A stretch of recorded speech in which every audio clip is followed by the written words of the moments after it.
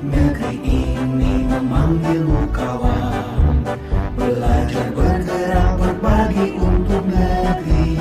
Guru penggerak majukan pendidikan, guru penggerak menghamba pada murid, kreatif rancang pembelajaran, hargai potensi tingkatkan prestasi. Assalamualaikum warahmatullahi wabarakatuh. Ibu-ibu, guru kelas 1, kemudian hari ini rencananya saya mau melaksanakan supervisi akademik dengan teknik coaching. Jadi mohon ibu memberikan keterangan apa yang dilaksanakan di dalam kelas. Saya ingin menggali informasi apakah itu ada ditemukan satu masalah yang ditemukan sehari-hari di dalam kelas, atau memang pembelajaran di dalam kelas ibu sudah baik-baik saja, jadi bisa mencapai apa yang ditargetkan dalam tujuan pembelajaran. Itu maksud dan tujuan saya. Baik, kita mulai. Ini hanya ngobrol-ngobrol biasa ya, jadi tidak perlu sungkan, tidak perlu tegang dan sebagainya gitu ya. Ibu-ibu siap? Siap. Ya. Baik, di sini Bu Eni ya. Bu Eni, saya mohon izin untuk waktunya sebentar. Ibu bersedia? Bersedia. Ya, bersedia. Alhamdulillah kalau begitu ya. Kalau sudah bersedia, ibu kan pegang kelas 1 ya? Iya. Kelas 1 berapa kelas? 2 kelas Bu ya? 2 kelas. 2 kelas. Apa yang ibu rasakan dari mulai awal pembelajaran di bulan Juli sampai dengan bulan September ini, awal September, di kelas 1 yang mana muridnya baru-baru Bu ya? Kira-kira apa Bu yang dirasakan di kelas 1? Ya, saya megang kelas 1 ini cukup dinamis ya, karena anak-anaknya sekarang ini lebih kepada aktif, tapi awal-awal mungkin kita agak kaget karena mereka harus adaptasi dulu, dan saya pun harus adaptasi dulu dengan siswa-siswa baru, membiasakan pola kebiasaan seperti mereka masuk kelas dari awal masuk, karena mereka otomatis kan transisi dari PAUD lalu ke SD itu butuh adaptasi lagi gitu kan. Tapi alhamdulillah sekarang sudah masuk ke 2 bulan ini, mereka sudah mulai terbiasa dengan budaya sekolah di SD khususnya. Akan tetapi yang belum, ada beberapa siswa yang memang belum bisa mengikuti tata tertib, katakanlah peraturan sekolah di SD. Mereka masih menyamakan seperti di TK.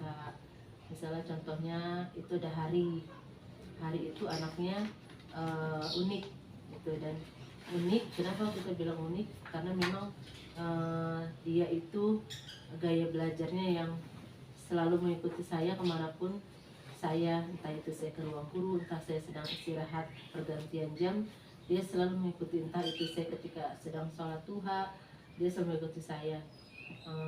Walaupun memang dia agamanya Nasrani, tapi dia senang sekali mencontoh apa yang saya lakukan. Di kelas pun begitu.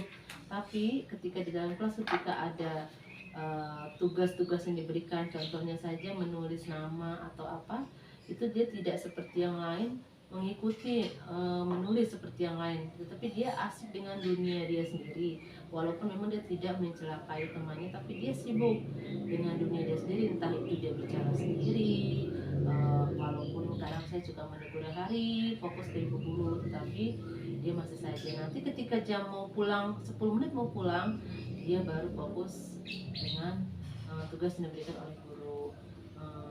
Saya sudah melakukan pemanggilan pertama, mungkin dengan orang tuanya saya observasi apakah hari sebelumnya di sekolah TK seperti itu, di rumah bagaimana.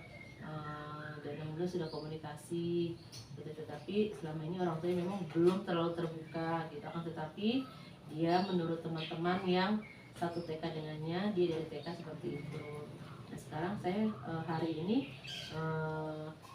gaya pembelajarannya akhirnya saya dekatkan dengan saya supaya saya bisa lebih fokus melihat hari itu seperti apa. Maksudnya apakah dia bisa mengerjakan satu atau dua tugas yang diberikan oleh guru. Dan sekarang alhamdulillahnya sudah mulai yang mau menulis, kalaupun itu masih ada yang tertinggal gitu. Mungkin itu saja. Oh iya, terima kasih Bu ya. Jadi untuk masalah di kelas Ibu yang pertama penyesuaian Bu ya. Penyesuaian sudah bagus ya, transisi PAUD dari PAUD ke SD-nya. Kemudian hanya ditemukan satu anak Bu ya, tadi yang Ibu bilang kurang fokus ya Bu ya. Untuk kurang fokus yang siapa namanya? Hari ya. Kemudian masalah lain tidak ada Bu ya? Ya sebenarnya ada. Dari dua kelas itu ada dua siswa namanya Yusuf di kelas 1, Yusuf itu di kelas 1A dan Faiza di kelas 1B yang benar-benar sekali yang tidak bisa memegang alat tulis. Kalau katakanlah memang dia menurut orang tuanya, saya observasi dia tidak pernah ke TK sebelumnya, jadi di rumah pun tidak pernah dirangsang. Jadi makanya dia sangat motorik halusnya sangat-sangat harus butuh bimbingan. Jadi memegang alat tulis aja harus dibantu dengan terapi. Setiap hari saya di kelas menggunakan karet diikat ke jari tangannya, tapi itu masih jatuh lagi gitu. Tapi kalau untuk Faiza sudah bisa memegang alat tulis, tetapi memang dukungan dari orang tuanya karena single parent, jadi belum bisa diterapkan lagi. Jadi katakanlah anak itu malas gitu, karena di rumah tidak ada dukungan sama sekali, karena dia tinggal hanya dengan ayahnya saja. Di rumah tidak ada yang membimbing dia untuk belajar. Jadi ke bawah di kelas pun jadi dia ikut-ikutan malas. Paling hanya dapat satu baris, itu pun masih dengan menggunakan titik-titik. Untuk yang pertama tadi kan masalahnya hari Ibu ya. Kemudian yang kedua ditemukan lagi ini masalah Yusuf ya. Ya mungkin untuk kelas 1 satu kewajaran ya, yang kalau misalnya dia memang belum bisa menulis. Kemudian Faiza juga sama. Nah kemudian untuk hari ini Bu yang kurang fokus, kira-kira dia itu senangnya apa tuh ya untuk bisa belajar tenang dan sebagainya di kelas? Kira-kira apa Bu ya yang bisa kita lakukan gitu kalau untuk si hari ini, supaya dia bisa ngikuti seperti teman-teman yang lain gitu. Ya kalau saya selama ini coba dengan dia dengan ikut games, dan ikut games dia pernah bermain tapi cukup sekali. Kalian lain kan ketika habis melakukan games ikut nonton teman-temannya, tapi dia tidak, dia malah ke belakang naik ke atas kursi, dia ngintip keluar melihat ke belakang jalan raya. Nah ketika olahraga pun begitu, dia mengalami olahraga dia lari-lari keliling kelas, tapi memang tidak mencelakai teman-teman, dia dengan sibuk dengan dunia dia sendiri. Jadi saya tidak saya ke ruang guru, dia ikut ke ruang guru. Memang lebih sering ajak ngobrol, walaupun memang bahasanya belum begitu banyak kosakatanya. Misalkan Bu Eni sholat itu sampai berkali-kali dia bilang, Bu Eni mau istirahat, pasti itu lagi yang dikatakan. Jadi memang dia hanya itu bicara sendiri. Mungkin orang tua yang bilang sih memang di rumah tidak ada teman bermainnya sama orang-orang dewasa. Oh iya. Tapi umurnya cukup Bu ya? Cukup. Umurnya cukup ya, mungkin itu salah satu faktornya Bu ya, yang Ibu katakan tadi, latar belakang dari keluarganya mungkin tidak ada teman bermain ya.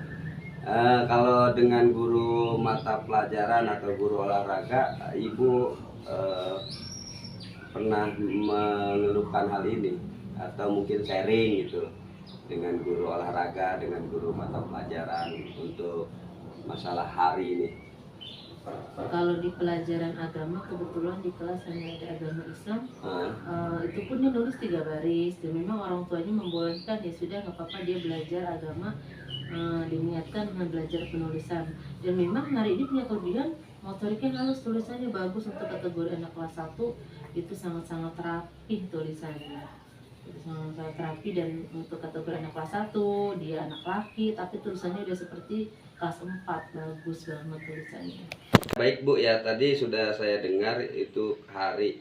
Berarti dia selain anak yang aktif gitu ya, kemudian ada kelebihan Bu ya, untuk motorik halusnya, tulisannya bagus kan yang tadi Ibu bilang. Kemudian orang tua juga terbuka Bu ya, orang tua terbuka untuk menyelesaikan masalah ya, terutama masalah fokus hari Bu ya, fokus hari. Untuk tadi juga berkolaborasi dengan guru-guru mata pelajaran kan Ibu sudah laksanakan juga ya. Terus hasilnya dari diskusi atau ngobrol-ngobrol biasa di ruang guru untuk masalah hari ini seperti apa Bu? Jadi kira-kira ada nggak rencana untuk Ibu tuh melakukan ya boleh dibilang perbaikan gitu, usaha-usaha untuk melakukan perbaikannya kira-kira apa ya? Ya kalau saya lebih sering pendekatan kepada Hari, diajak ngobrol gitu kepada Hari, dan duduk itu saya dekatkan dengan saya. Dan memang terkadang dia menghafal nama temannya itu, misalkan Abiu, 3 hari Abiu, Abiu mana Bu Guru, Abiu mana, Abiu pasti Abiu. Entah teman dekat dengan dia lagi, berikutnya dia ganti dengan nama teman yang baru, misalnya Zema, dia menghafal nama temannya, dia mau duduk dengan dekat itu. Dan alhamdulillahnya memang dia tidak marah didudukin dengan siapapun, karena kita dudukan rolling gitu. Tetapi kadang teman-teman, Bu, aku nggak mau sama Hari suka jahil. Tapi memang sebatas jahil yang tidak mencelakai, tapi dia berisik sendiri, dunia dia sendiri. Ketika yang lain fokus belajar, dia bicara sendiri, kadang suka teriak walaupun tidak kencang, tapi dia yaitu ketawa-ketawa sendiri, bicara-bicara sendiri. Jadi temannya kadang tidak fokus melihat yang sebelahnya, melihat asik dia aja gitu. Itu kadang saya melakukannya pendekatan, duduknya dekat dengan saya, dekat meja dengan saya kayak gitu. Dan untuk tugas ya paling kita mendekatkan, ayo Hari, semangat Hari mau dapat reward atau tidak, dapat bintang atau tidak kayak gitu. Hari mau pulang sudah dijemput papa, dia semangat gitu. Atau Hari mau dipoto sama Bu Eni, dikirim ke papa ya atau ke mama ya gitu. Iya, Hari belajar semangat, Hari belajar semangat. Jadi dengan motivasi, reward, pendekatan. Iya, tapi untuk ke teman-teman lain secara proses pembelajaran ini menimbulkan dampak nggak Bu? Jadi maksudnya untuk hari ini kan muridnya spesial lah kalau bilang, menimbulkan dampak tidak itu. Jadi apakah tujuan pembelajaran atau proses pembelajaran itu berjalan lancar atau enggak di kelas gitu? Berjalan lancar karena teman-teman, karena yang lebih dari Hari pun ada, tapi yang kalau yang lain hanya masalah itu hanya berkesulitan di belajar, di menulis. Kalau Hari kan hanya di sosialnya yang memang sibuk dengan dunia dia sendiri. Kalaupun ini teman pun sudah memahami Hari yang, Bu, Hari ini bagus ya Bu, udah mau nulis, ayo Hari. Terkadang teman-temannya pun memberikan motivasi untuk Hari, ayo nulis, mau memberikan motivasi ke Hari. Kadang Hari yang suka naik ke kursi, temannya mengingatkan, Bu ini Hari itu bicaranya, bicara kotor, bicara jelek. Jadi temannya mengingatkan. Ya berarti untuk proses pembelajaran lancar Bu ya. Jadi cuma memang untuk sosialnya Hari ini saja yang mungkin perlu perlu bimbingan Bu ya, perlu bimbingan. Tadi kan Ibu udah mulai laksanakan tuh ya, udah mulai laksanakan bimbingan dengan pendekatan individualis kan, diri sendiri, didekatkan posisi duduknya. Kemudian untuk yang masalah yang kedua ini kan ada Yusuf Bu ya, tidak bisa menulis dan juga apa baru pegang pensil itu belum jejak kalau ini ya, belum stabil gitu. Kira-kira untuk Yusuf apa nih yang Ibu lakukan di kelas gitu? Ya Bu, tadi untuk apa, hari kan hanya di dalam kelas ya, dan hanya bidang sosialnya. Kemudian Ibu juga udah memberikan apa, jawaban untuk penyelesaian dari hari ini. Nah, untuk yang Yusuf ini usahanya apa nih? Maksudnya kira-kira mencarikan penyelesaian Yusuf supaya dia bisa seperti yang lain bagaimana ya? Iya, awal-awal dia masih gabung dengan yang lain, masih katakanlah menulis.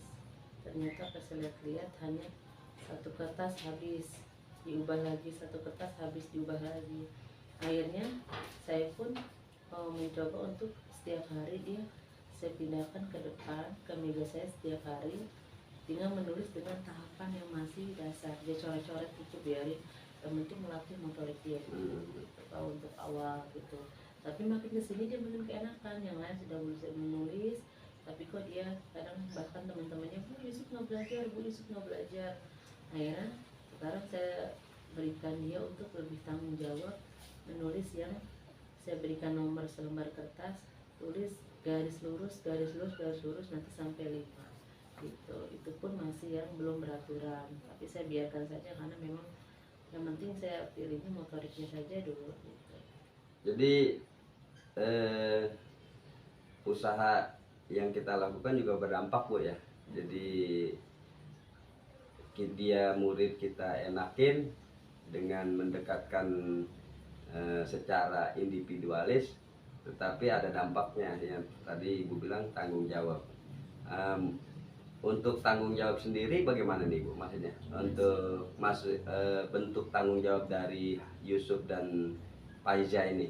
Ya itu tanggung jawabnya kurang karena memang dia belum pernah sekolah dan dukungan mungkin di rumah jarang dirangsang, orang tuanya tidak memberikan motivasi di rumah gitu, tidak diarahkan, jadi ke bawah sampai ke kelas dia terkadang malas karena udah nggak bisa, malas gitu, tidak mau mencoba kayak gitu. Ya jadi berarti memang awalnya Bu ya, dari awal dia transisi dari PAUD ke TK-nya belum berlangsung baik ya, karena Ibu bilang tadi dia nggak dari TK Bu ya. Umurnya berapa Bu?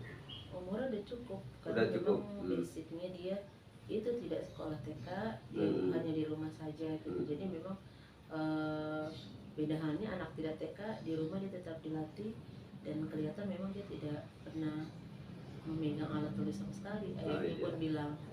Iya. Ya Bu, dari bicara tadi saya sudah menangkap permasalahan dan penyelesaian ya di kelas Ibu. Yang pertama tentang masalah hari, di mana Ibu sudah melakukan usaha untuk memperbaikinya. Kemudian Yusuf pun sama melakukan usaha untuk memperbaikinya, sehingga saya menjadi tahu bahwa untuk menyelesaikan masalah di kelas itu butuh kita mencari ide kemudian bekerja sama dengan teman-teman. Kira-kira dari setelah saya melakukan coaching ini, untuk perubahan yang dilakukan oleh Hari dan Yusuf ini sejauh mana Bu keberhasilannya gitu? Atau apa masalah ini masih terus berlarut atau bagaimana? Kalau untuk Hari sendiri sampai saat ini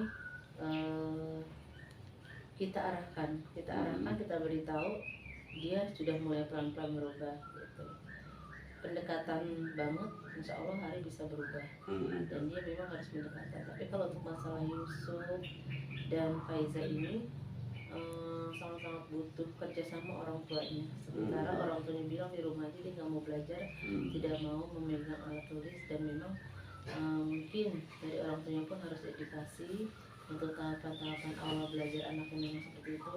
Jadi mungkin orang tuanya dulu yang harus diberitahu kayak gitu. Karena kita ada komunikasi dengan orang tuanya. Tapi orang tuanya bersikap terbuka kan Bu, maksudnya mau juga bekerja sama dengan kita kan? Mau, cuma memang itu karena yang satu single parent, jadi tidak ada dukungan, tidak dipantau pembelajaran sampai mana, tidak pernah dilatih. Untuk Faiza, kalau untuk Yusuf sendiri, memang kakaknya saja waktu itu kan kakaknya itu ada keterbelakangan mental, makanya adiknya ini Yusuf tidak disekolahkan gitu. Jadi di rumah juga tidak pernah dilatih gitu. Jadi belajar pure itu pertama ya di SD gitu. Ya, baik Bu, terima kasih Ibu sudah melaksanakan atau kita sudah berbicara langsung.